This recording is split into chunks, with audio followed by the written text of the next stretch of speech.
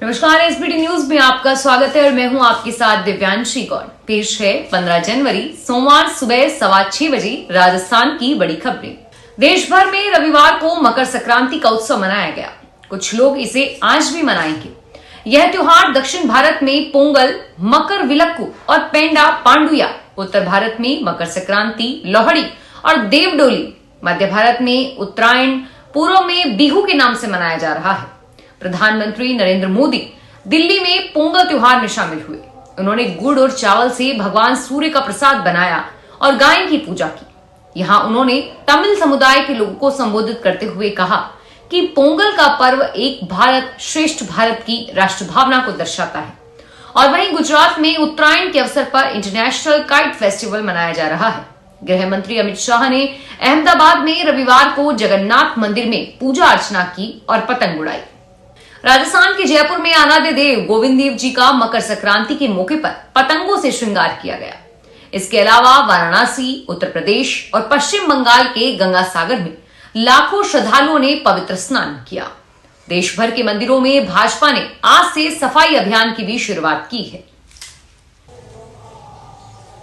कांग्रेस सांसद राहुल गांधी की भारत जोड़ो न्याय यात्रा रविवार यानी 14 जनवरी से मणिपुर के थोबल से शुरू हुई।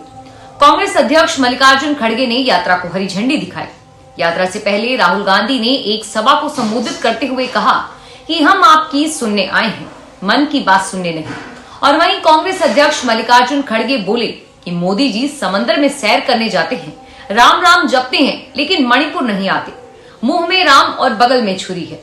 राहुल के साथ अशोक गहलोत, सचिन पायलट, दिग्विजय सिंह, सलमान खुर्शीद, आनंद शर्मा और राजीव शुक्ला जैसे कई सीनियर नेता मणिपुर पहुंचे।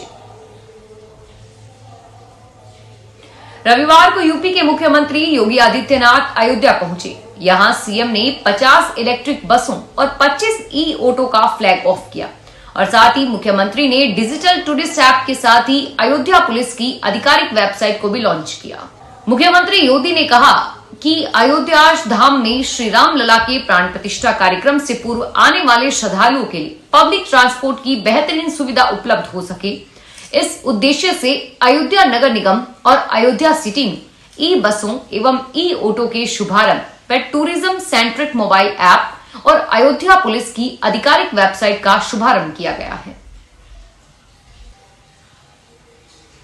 वायुसेना प्रमुख air chief marshal V R. Chaudhari ने कहा कि इंडियन आर्म्स फोर्स दुनिया की सर्वश्रेष्ठ सेनाओं में से एक है। युद्ध की अनगिनत चुनौतियों का सामना करने के लिए बदलते समय के साथ इंडियन आर्म्ड फोर्स में भी बदलाव आया है। वी.आर. चौधरी ने यह बात रविवार को दिल्ली कैंट के मानेकशॉ सेंटर में आयोजित 8वें सशस्त्र बल पूर्वक सैनिक दिवस कार्यक्रम में कही। उन्होंने कहा कि पूर्व सैनिकों के नेतृत्व और दूरदर्शिता ने ही आज की आर्म्ड फोर्स की नींव रखी थी। आज का दिन उन सभी पूर्व सैनिकों को याद करने का दिन है जिन्होंने देश के लिए अपने प्राण न्यौछावर कर दिए। हमारी संवेदनाएं और प्रार्थनाएं उन लोगों के परिवारों के साथ है। राजस्थान माध्यमिक शिक्षा बोर्ड ने 12वीं कक्षा का परीक्षा कार्यक्रम घोषित कर दिया है। 12वीं कक्षा की परीक्षा 29 फरवरी से 4 अप्रैल तक होगी। बोर्ड की सभी परीक्षाएं एक ही पारी में सुबह 8:30 से 11:45 तक आयोजित की जाएंगी। राजस्थान माध्यमिक शिक्षा बोर्ड ने सत्र 2023-24 के लिए माध्यमिक, उच्च माध्यमिक एवं प्रायोगिक परीक्षाओं का कार्यक्रम भी जारी किया है। उच्च माध्यमिक स्तर की परीक्षाएं 29 फरवरी से शुरू होंगी। सभी परीक्षाएं सुबह 8:30 से 11:45 तक होंगी। राजस्थान में मौजूदा वक्त में स्कूलों में शीतकालीन अवकाश चल रहा है।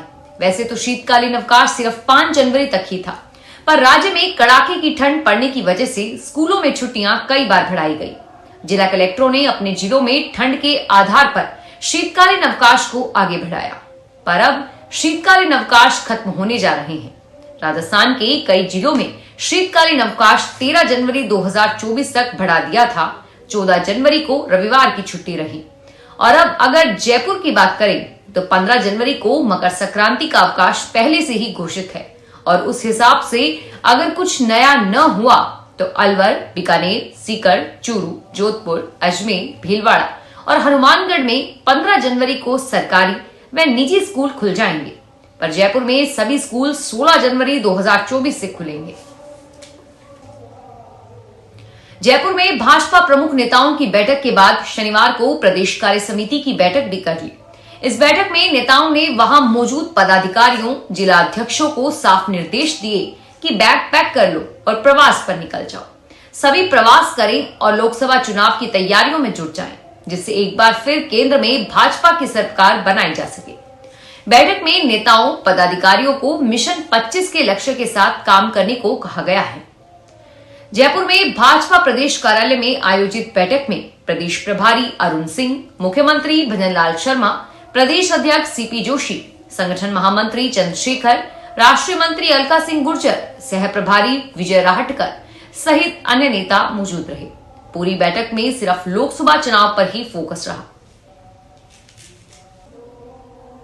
राहुल गांधी की न्याय यात्रा से पहले रविवार 14 जनवरी को मिलिंद देवड़ा ने शिवसेना ज्वाइन कर ली। मिलिंद दिग्गज कांग्रेसी नेता रहे मुरली देवड़ा के बेटे हैं। मिलिंद ने इस्तीफे की जानकारी सोशल मीडिया पर दी थी।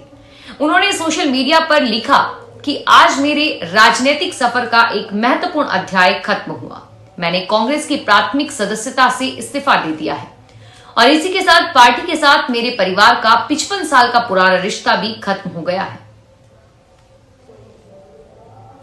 पूरे देश और दुनिया के लिए 22 जनवरी का दिन बेहद अहम है। इस दिन यूपी के अयोध्या में राम मंदिर की प्राण प्रतिष्ठा की जाएगी।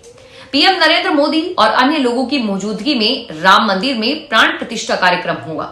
राम मंदिर की प्राण प्रतिष्ठा के लिए देश भर के कई राज्यों में ड्राई डे घोषित किया गया है। महाराष्ट्र, असम, छत्तीसगढ़, यूपी, दिल्ली में ड्राई डे का ऐलान किया गया है और अब इस लिस्ट में नया नाम राजस्थान का भी शामिल हो गया है। वित्त आबकारी विभाग ने निर्देश जारी कर पूरे राजस्थान में 22 जनवरी को ड्राई डे घोषित कर दिया है। इस दिन राज्य में कोई भी शराब की दुकान नहीं खुलेगी और यह भी प्रयास रहेगा कि आम जनता 22 जनवरी को शराब से दूर रहे। इसके साथ ही जयपुर के नगर निगम क्षेत्र जेएमसी में नॉनवेज की दुकानें 22 जनवरी को बंद रहेंगी। राजस्थान सरकार के कैबिनेट मंत्री डॉक्टर किरोड़ी लाल मीणा ने 22 जनवरी को अयोध्या में होने वाले रामलला प्राण प्रतिष्ठा को लेकर एक महत्वपूर्ण बयान दिया है। उन्होंने कहा कि देश नहीं बल्कि पूरे विश्व में राम और सनातन धर्म के प्रति लोगों का उत्साह बढ़ रहा है। उन्होंने राम के महत्वपूर्ण स्थान पर चल रहे कार्यक्रम के माध्यम से लोगों की गहरी आस्था की बात की है। मीणा ने कहा कि राममय माहौल बना रहा, लेकिन उन्होंने विपक्ष खासकर कांग्रेस को राम से दूर रहने का आरोप लगाया है। उन्होंने कहा कि यह कांग्रेस के पतन का कारण भी बन सकता है। कहने को तो धौलपुर राष्ट्रीय चंबल घड़ियाल अभयारण्य से जुड़ा हुआ है, लेकिन इस क्षेत्र को उस लिहाज से फायदा नहीं हुआ जिस तरीके से प्रदेश के कोटा और मध्य प्रदेश के अन्य शहरों ने उठाया। शहर से कुछ दूरी पर ही चंबल नदी बह रही है और पर्यटक और बाहर से आने वाले लोग चंबल ब्रिज से ही निहार कर निकल जाते हैं। धौलपुर शहर से लगी चंबल नदी घाट पर नगर परिषद 2 बोट संचालित करता है, लेकिन प्रचार प्रसार के अभाव में ज्यादातर टूरिस्ट का लाभ पड़ोसी मुरैना मध्य प्रदेश उठा रहा है। पर्यटन मुरैना जिले की सीमा क्षेत्र में बोटिंग से चंबल सफारी का लुत्फ उठाते हैं और वहीं रही कसर राष्ट्रीय चंबल घड़ियाल अभयारण्य प्रशासन पूरी कर देता है। बोटिंग संचालन की राशि में से आधी सेंचुरी के हिस्से में चली जाती है। सेना भर्ती कार्यालय झुंझुनू की ओर से Agniveer general duty, Agniveer technical, Agniveer clerk एवं अग्निवीर ट्रेड्समैन के लिए सेना भर्ती रैली 17 से 24 जनवरी तक डॉक्टर BR अम्बेडकर राजकीय महाविद्यालय श्रीगंगानगर के खेल मैदान में होगी। रैली के लिए आवश्यक व्यवस्थाएं की जा रही है। भर्ती रैली को सफल बनाने के लिए सेना और प्रशासन दोनों मिलकर काम कर रहे हैं। झुंझुनू, बीकानेर, चूरू, हनुमानगढ़ एवं श्रीगंगानगर जिलों से भाग लेने वाले उम्मीदवारों के लिए विभिन्न सुविधाओं जैसे आश्रय, भोजन, पेयजल, चिकित्सा सुविधा आदि की व्यवस्था भी की जा रही है। भर्ती रैली के संचालन के लिए शिक्षा विभाग, नगर परिषद, बिजली विभाग, चिकित्सा विभाग, परिवहन विभाग की ओर से पर्याप्त व्यवस्थाएं भी की जा रही हैं। राजस्थान सरकार चिरंजीवी स्वास्थ्य बीमा योजना में मरीजों को निशुल्क इलाज मुहैया कराने का दावा कर रही है, जबकि जमीनी हकीकत इससे कोसों दूर है। हालात यह है कि अलवर के जिला अस्पताल तक में चिरंजीवी स्वास्थ्य बीमा योजना करीब 1 माह से अधिक समय से बंद है। इससे अस्पताल को भी लाखों रुपए का नुकसान उठाना पड़ रहा है और वहीं योजना का लाभ नहीं मिलने से मरीजों में भी असमंजस की स्थिति बनी हुई है। जिला अस्पताल में चिरंजीवी योजना के अंतर्गत 1 मई 2021 से 31 मार्च 2023 तक 59,506 मरीज उपचार के लिए आए। 94,000 पैकेज योजना के तहत बुक हुए और इसके एवज में 26,12,87,477 रुपए का क्लेम किया गया। मोहनलाल सुखाड़िया यूनिवर्सिटी सभागार में रविवार को उदयपुर बर्ड फेस्टिवल का समापन हुआ, जिसमें 3 दिवसीय फेस्टिवल के दौरान हुई विभिन्न प्रतियोगिताओं के विजेता स्टूडेंट्स को सम्मानित किया गया।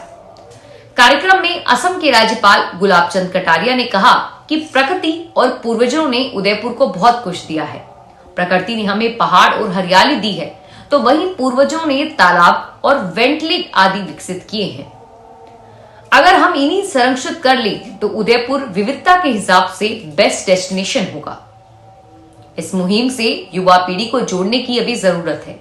उन्हें मानव और प्रकृति के संबंध के बारे में जागरूक करने की आवश्यकता है।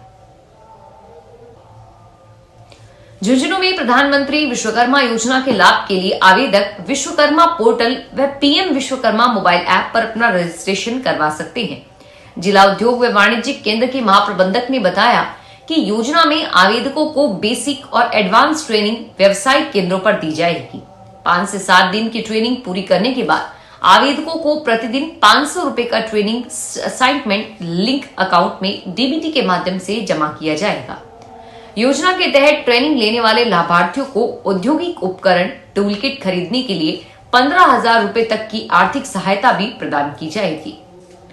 फिलहाल इस बुलेटिन में इतना ही और फिर हाजिर होंगे तमाम बड़ी खबरों के साथ। धन्यवाद।